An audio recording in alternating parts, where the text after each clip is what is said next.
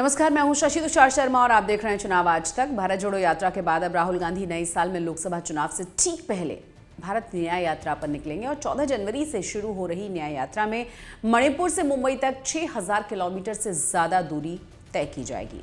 भारत जोड़ो यात्रा की तुलना में राहुल गांधी इस बार ज्यादा दूरी कम समय में तय करेंगे। 6200 किलोमीटर की यात्रा कई राज्यों से होकर गुजरेगी, जहां लोकसभा की अधिक सीटें हैं। जिन राज्यों से भारत न्याय यात्रा गुजरेगी उनमें लोकसभा की 355 सीटें आती हैं।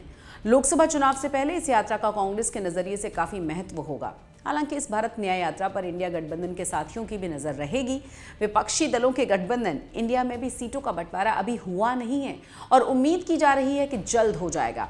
राहुल गांधी इस बार जिन राज्यों से होकर गुजरेंगे उनमें से अधिकांश राज्य ऐसे हैं जहां इंडिया गठबंधन के भीतर सीटों के तालमेल को लेकर सवाल हैं। इनमें बंगाल, बिहार, महाराष्ट्र प्रमुख रूप से शामिल है। यात्रा के पहले या बीच में इंडिया गठबंधन में सीटों की बात तय होती है या नहीं, दोनों ही सूरत में ये देखने वाली बात होगी कि विपक्ष के दूसरे साथी इस यात्रा को कैसे देखते हैं। न्याय यात्रा मणिपुर से शुरू होकर मुंबई तक जाएगी और इस दौरान 14 राज्यों से होकर 85 जिलों में 6000 किलोमीटर से ज्यादा का सफर तय करेगी। ये यात्रा मणिपुर, नागालैंड, असम, मेघालय, पश्चिम बंगाल, बिहार, झारखंड, ओडिशा, छत्तीसगढ़, उत्तर प्रदेश, मध्य प्रदेश, राजस्थान, गुजरात और महाराष्ट्र से होकर गुजरेगी और 6200 किलोमीटर की दूरी को तय करेगी। भारत न्याय यात्रा ज्यादातर बस से होगी, लेकिन कहीं कहीं पद यात्रा भी इसमें शामिल है। यात्रा मणिपुर से शुरू होने के कारण जब पूछा गया उनसे कि क्या कारण इसका है, तो कांग्रेस की ओर से कहा यह गया कि वो देश का महत्वपूर्ण हिस्सा है। पार्टी पूर्वोत्तर के इस राज्य के लोगों के जख्मों पर मरहम लगाने की प्रक्रिया शुरू करना चाहती है। पार्टी का कहना यह है कि आज देश के बेरोजगारों, महिलाओं और किसानों को न्याय की जरूरत है और उसके लिए ये यात्रा बहुत जरूरी है। सुनिए पार्टी प्रवक्ता सुप्रिया श्रीनेत ने क्या कहा है। मुझे ऐसा लगता है इस देश में आर्थिक, सामाजिक और राजनीतिक न्याय की जरूरत है। मुझे ऐसा लगता है कि पहले चरण की भारत जोड़ो यात्रा ने इस देश में मोहब्बत की बात करी, नफरत के बाजार में मोहब्बत खोली। और मुझे ऐसा लगता है कि इस बार इस देश का युवा बेरोजगारी से न्याय चाहता है, इस देश की महिला अपराध से न्याय चाहती है, किसान उत्पीड़न से न्याय चाहता है और शोषित, वंचित, दलित, आदिवासी, पिछड़े अपने शोषण से न्याय चाहते हैं। 10 साल के बाद मोदी सरकार का रिपोर्ट कार्ड फेल है और इसीलिए न्याय की जरूरत है।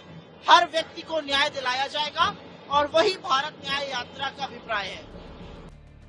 भारत न्याय यात्रा 14 राज्यों से होकर गुजरेगी और यहां लोकसभा की कुल 355 सीटें आती हैं। ये वो राज्य हैं जहां कांग्रेस का पिछले 2 चुनावों में प्रदर्शन बड़ा खराब रहा है।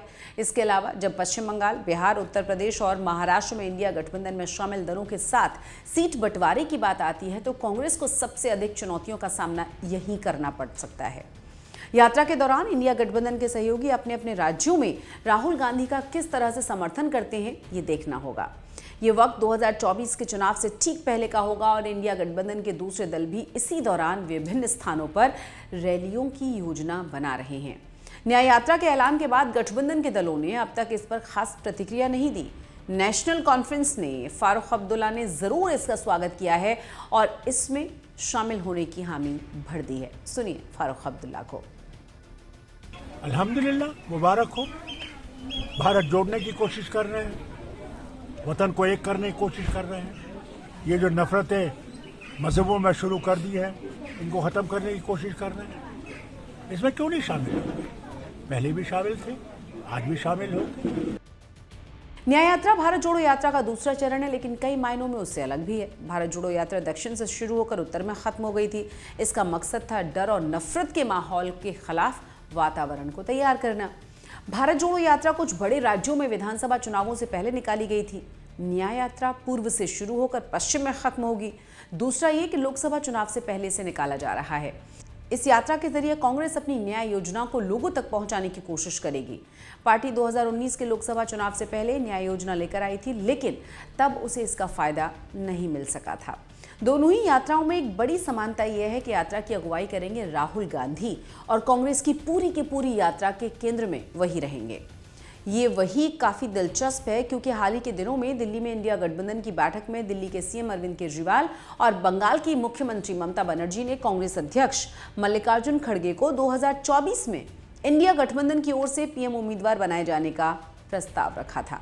हालांकि खड़गे ने इस बात पर जोर दिया था कि गठबंधन को पीएम चेहरा पेश करने की फिलहाल जरूरत नहीं है, पहला काम है चुनाव जीत लेना। राहुल गांधी का नाम फिलहाल गठबंधन के किसी भी साथी की ओर से आगे नहीं किया गया है। साथ ही साथ खड़गे का नाम आगे करके कुछ दलों ने अपनी मंशा को भी जाहिर कर दिया है। ऐसे में इस यात्रा के बीच ही कई सवालों के जवाब भी मिल जाएंगे। साथ ही ये भी तय हो जाएगा कि 2024 के ठीक पहले विपक्ष की दिशा क्या होगी। चुनाव आज तक।